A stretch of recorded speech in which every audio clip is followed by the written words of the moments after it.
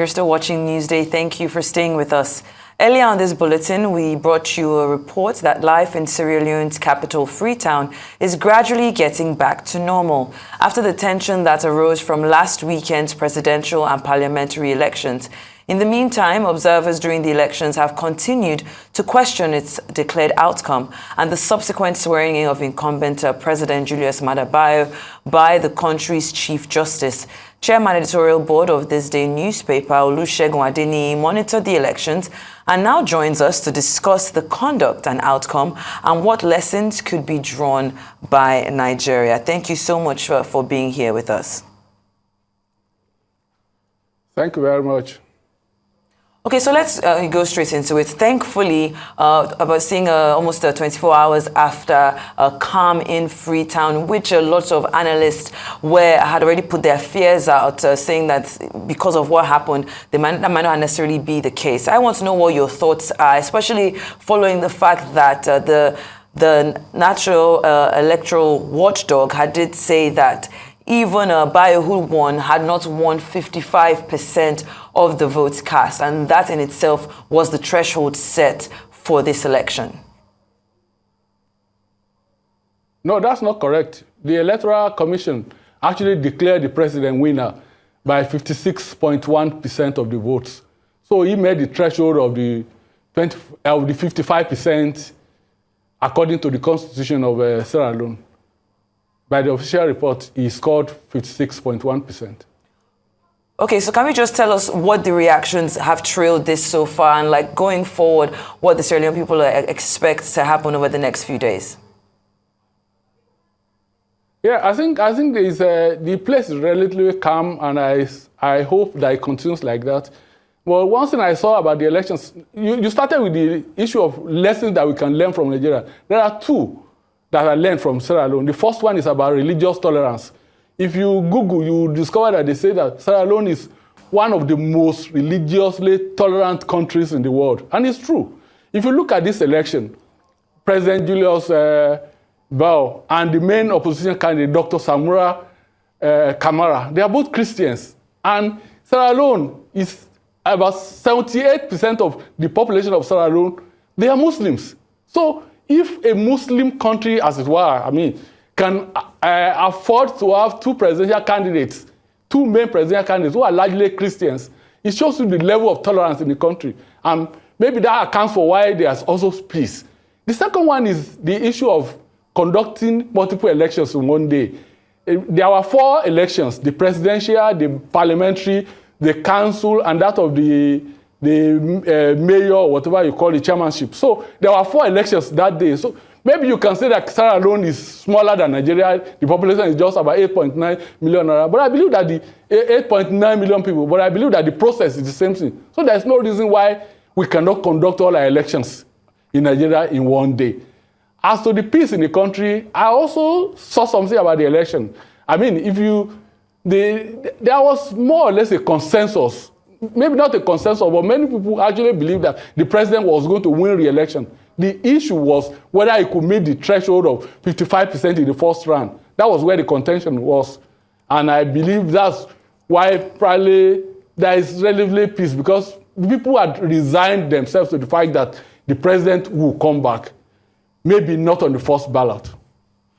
Very good, Mr. Adeniyi. But you monitor the elections. I'd like your thoughts on the nature of these statistical inconsistencies according to EU election observers. That's what they're touting right now. So can you give us more insight on that? Yeah, I also wrote about it today. By the projections and all the calculations, most people believe that the election will go into runoff. I don't know why the Constitution puts a threshold of 55%, but that's what the law of Sierra Leone says, that except a candidate scores 55% in the first election, there will be a runoff. And most people believe that, that the 56% score for the president, it was the projection. By the projections before the election, people believe that that 56% wasn't real. I got to Sierra Leone on Friday, and I bought a friend had bought all the papers for me. And even in all the papers, there were speculations that the election would go into the second round. This is one of their national papers. It even led, see, that's the lead story in one of their national papers. So by most projections, the president will score maybe around 52 or 53%, which, if it were in Nigeria, would have got him over the line and probably made him win in a landslide manner, as it were. But with Sierra Leone, except you score 55% of the votes cast in the first round, the election will go to a runoff. At the end of the day, the president was awarded 56%. Okay, thank you so much, Mr. Adeniyi. I just wanted to clear up earlier. I'd made reference to the National Electoral Watchdog, who had said based on their reports, but of course, based on what is out there, it's 56%, not 55%. But let's talk about under President Bayo's watch. We're looking at inflation. I quoted all the statistics by the. Of course, I quoted the statistics by the National Electoral Watch. Of course. In my column today. Yes. So inflation is at its highest ever, and the currency in Sierra Leone is at the worst. I mean, the country has one of the highest unemployment rates in West Africa. In fact, it led to protests back in 2022. So now, what does the incumbent President Bayo now? Does we see him? Does he have the capacity to lead Sierra Leone through its economic recovery? Because all of this, of course, happened under his watch. How confident are the people in his leadership skills? Or is this just a case of him inheriting a devastating situation from his first term? Yeah, I think most of the problems in Sierra Leone started with the COVID-19. I mean, which affected most countries. But given the fact that the country was already poor, it affected them more. But I see a lot of confidence by most people I spoke to about the president, because if there's anything he has done, he has actually improved on education in Sierra Leone. It's one sector where he has really made a lot of difference. Here, the economic situation is bad, but it's not only in Sierra Leone. This is a situation that is in most countries. And I believe that maybe he will use his second time to address most of these challenges that the country grapple with. Very good. His closest challenger, Samura Kamara, is still challenging the outcome of this election. Should he go to court? What do you think are his chances since Bio has been more or less handed the presidency? Yeah, I mean, he has a right to go to court, and fortunately for him, the Electoral Commission they have already put out all the disaggregated data. It's on their website, and many people are actually they are looking at the data to see whether the president. I think what the opposition people will be looking at is whether the president actually scored 55% of the votes. If they succeed in upturning the election, it will go to a runoff. But given what I saw, even if it goes to a runoff, I think the president will win again. All right, very good. What do you think the role of technology played in Sierra Leone's elections? You know, we're still grappling issues with what happened with Nigeria. So can you do like a comparison between the two? What happened in Sierra Leone and Nigeria in terms of technology-wise? I think technology played a very crucial role in Sierra Leone. You see, what happened was after the first, the results were released in batches. The first batch, the first 60%. And most people who understand data actually went and they tackled it. And that was why it was from the first 60% that people were saying that, look, with the way this election is going, it will go to a runoff, because the calculations by the National Electoral Network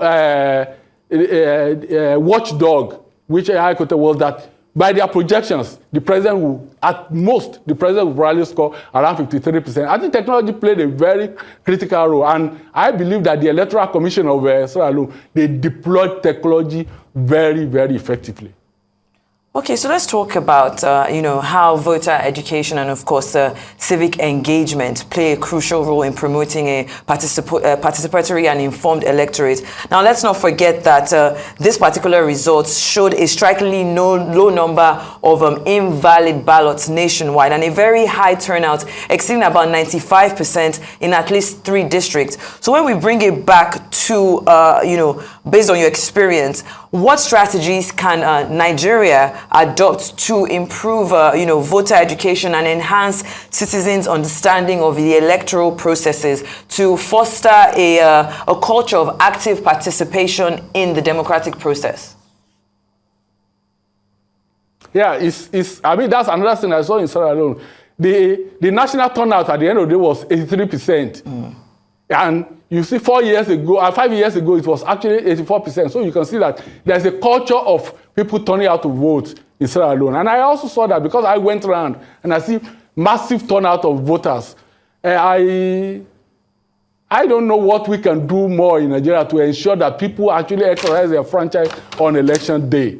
But I believe that we can learn from some of these West African countries why people believe that they must engage the process, especially the electoral process. All right. Olusegun Adeniyi, Chairman, Editorial Board of this day newspaper, would like to thank you for your thoughts on the recently concluded Sierra Leone elections. Hopefully we learned one or two things in that regard. It's good to have you.